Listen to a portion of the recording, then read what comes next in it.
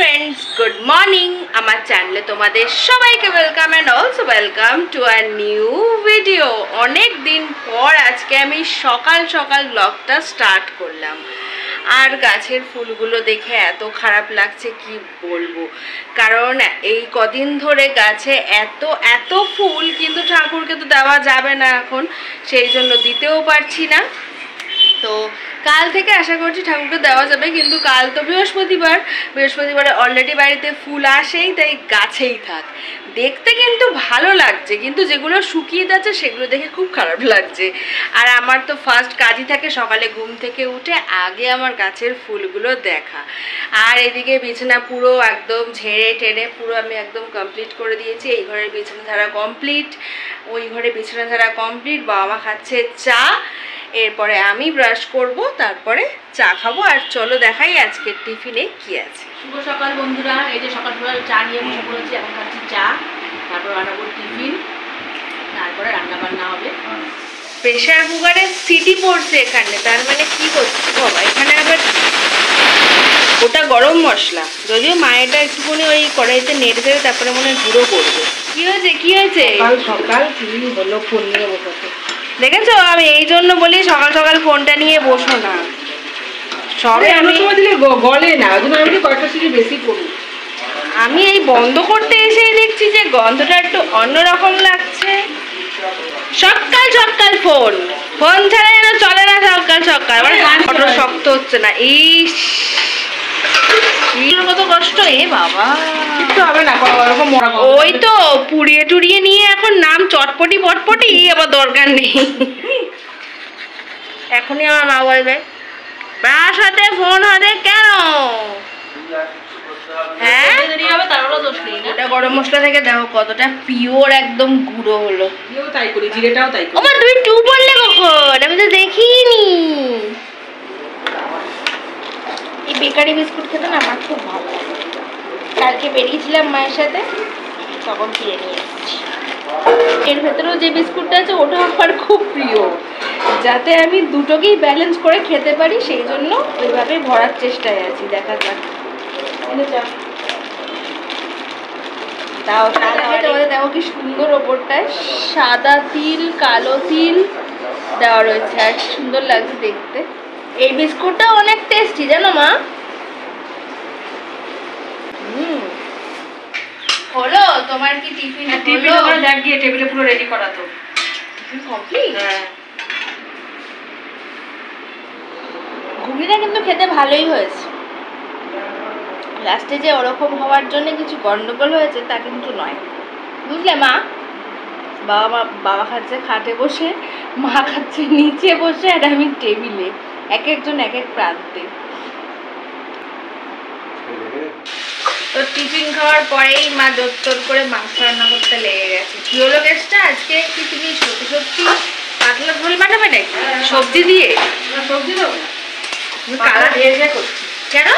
মশলা দিয়ে দিই তখন বড় বড় করে আলু তো এখন অনেক কমে গেছে, যদিও আমি এখন খুবই কম আলু খাই। এই যে মশলা একদম হালকা পাতলা করেই হবে। আমার ঘর মোছা কমপ্লিট হয়ে গেছে। চলো দেখি রান্না কতদূর হলো, আর কি কি রান্না হলো। ঝাল হয়ে গেছে, ঝাঁজ তো হবে। দরজা খুলে আসবো? চলো গিয়ে দেখি এবার রান্না কি হলো আজকে, আর কতদূর হলো। ও এখানে ডাল ফুটছে। কি ডাল? মাছ? কিচ্ছু করিনি, আম দিয়ে মটর ডাল। আম দিয়ে মটর ডাল আর মাংস।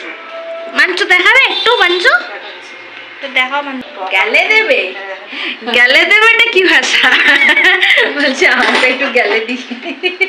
পাতলা ঝোল দেখে তো বোঝাই যাচ্ছে, ওপরে শুধু তেল নামেই ভাসছে, তলায় কিছু নেই। বেশি দিইনি, মাংস থেকে তেল বেরিয়েছে, এগুলো মাংস না। ও আচ্ছা, আমি ওই ডাল দিয়ে মেখে মাংস দিয়ে খাবো মা। আমি আলু খাবো না, ঠিক আছে? আলু দিও নি তোর জন্য। হ্যাঁ, আমি তো ইয়ার্কি মারলাম। একটা ছোট আলু তো খেতেই পারি, ইয়ার্কি মারলাম। তুমি সিরিয়াস হলো নাকি ওটা? সবজি করে যাবে, ছ্যাঁকা খেয়েছে, গেলে চলে যাচ্ছে আমার। ভাতের হাঁড়িটাতে লাল তো হয়ে গেছে।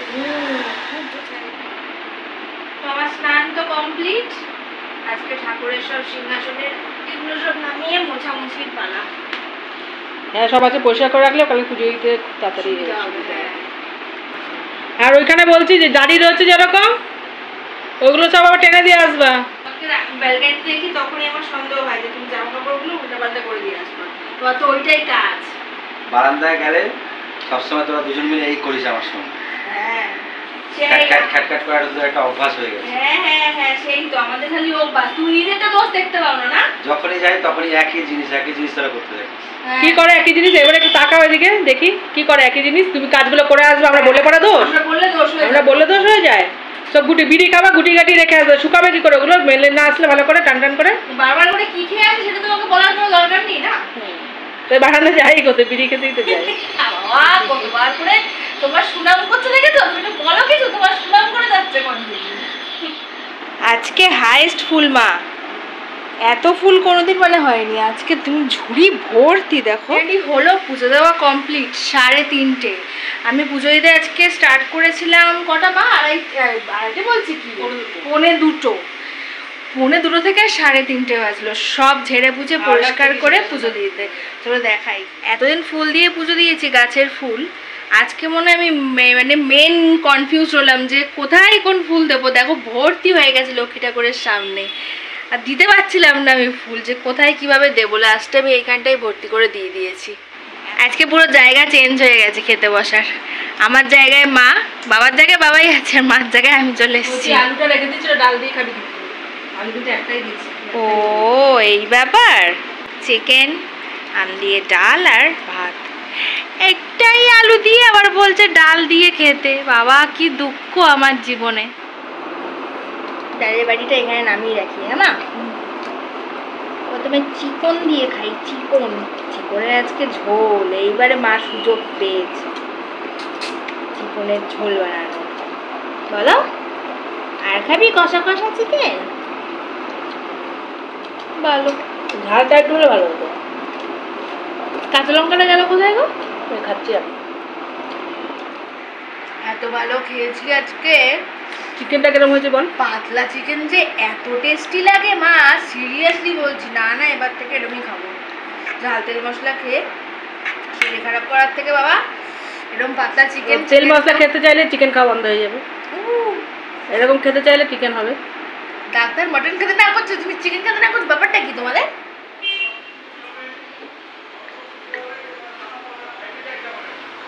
তো উঠলাম, উঠে জামা কাপড় তুললাম, সন্ধ্যা দেওয়া কমপ্লিট। এবারে চা কি করবে মা? অ্যাকচুয়ালি জিজ্ঞেস করছি তার কারণ এখন হাঁটতে যাবো মায়ের সাথে। তো চাটা বাড়িতেই হবে নাকি তুমি কিনে খাওয়াবে? পয়সা নেই। টাকা তো আছে, বলছে পয়সা নেই। কি করতি? চা খাওয়াটা দেখাতি। ভাবলাম চা খাওয়াটা দেখাবো।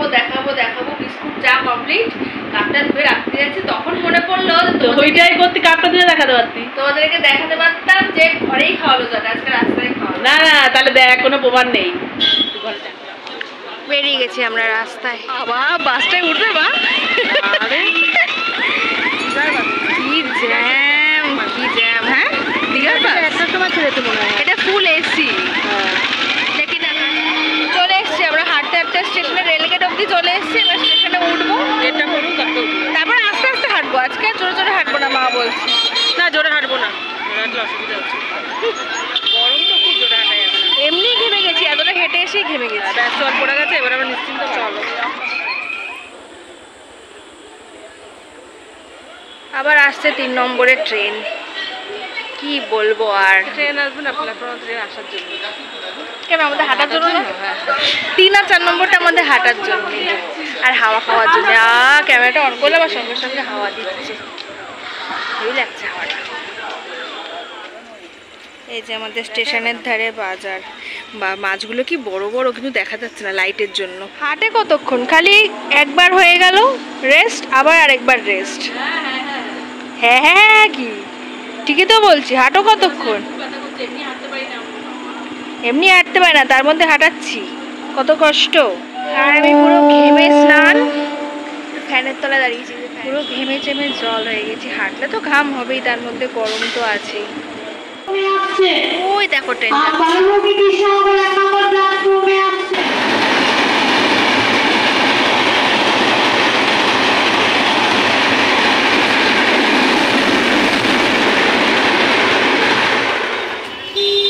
ঠাকুরের ফুল মিষ্টি সব নেওয়া কমপ্লিট, এবার যাচ্ছি বাড়ির দিকে। বাইরের এখন তো আর বাইরের কিছু খাবো না, বাড়ি গিয়ে এখন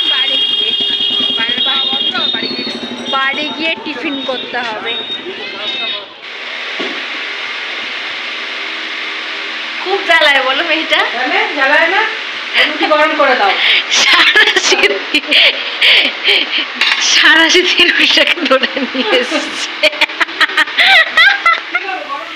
এই যে এখানে ঘুগনি আর এই যে দেখলাম সিজনে গিয়ে কানে দিয়ে দিয়ে পার হওয়ার কোনো দরকার নেই। 3 নম্বর গাড়িটা আসতো ধাক্কা দিত। ফোনটা যদি না থাকতো তাহলে তো এই হতো না। এত বড় একটা অলরেডি মাথা ফেটে গেছে। আর আমরা দেখিনি, সবাই বলছে ভিড়ে ভিড়। তারপরে আর দেখার মানে ইচ্ছাও নেই বাবা, দেখলে উল্টো অসুস্থ হয়ে যাব। তো চলো টিফিন খেতে খেতেই